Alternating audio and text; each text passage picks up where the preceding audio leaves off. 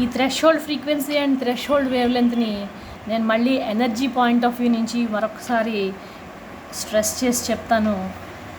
ఈ threshold wavelength ఏదైతే 4000 angstroms ఉందో,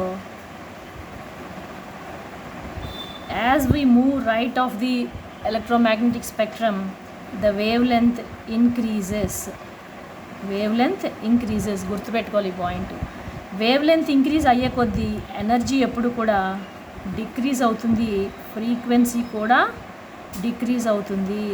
ఈ మూడు చాలా ఇంపార్టెంట్. సో ఈ థ్రెషోల్డ్ వేవ్ లెంత్ ఏదైతే మ్యాక్సిమం ఇంతకన్నా ఎక్కువ వెళ్ళటానికి వీలు లేదు. 3.1 ఎలక్ట్రాన్ వోల్ట్ ఎనర్జీ అనేది minimum energy that can be generated by the photon.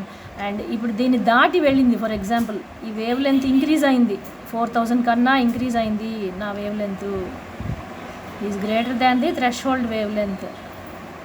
Then photoelectric effect is not generated. Reason ఏంటి అంటే there is a drop of energy also. More the wave length lesser the energy. ఇది చాలా important. More the wave length lesser the energy. So if I increase the wavelength than the threshold allowed maximum, I will not be able to eject the electron from the surface of the metal. అంటే 3.1 electron volts కన్నా తక్కువ energy release అవుతుంది. ఇది release అవ్వాలంటే కనీసం దాని wave length ఇంతే maximum ఉండడానికి వీలుంది. ఇది అప్పర్ లిమిట్. ఇంతకన్నా దాటి ఉండడానికి వీల్లేదు. మళ్ళీ వేవ్ లెంత్ వరకు తీసుకున్నట్లయితే as wave length decreases energy decreases. So ఈ ఏదైతే 7.5 × 10^14 ఉందో 3.1 మినిమం ఎనర్జీ జనరేట్ చేయడానికి నాకు కావాల్సిన వేవ్ లెంత్ ఫ్రీక్వెన్సీ ఇది.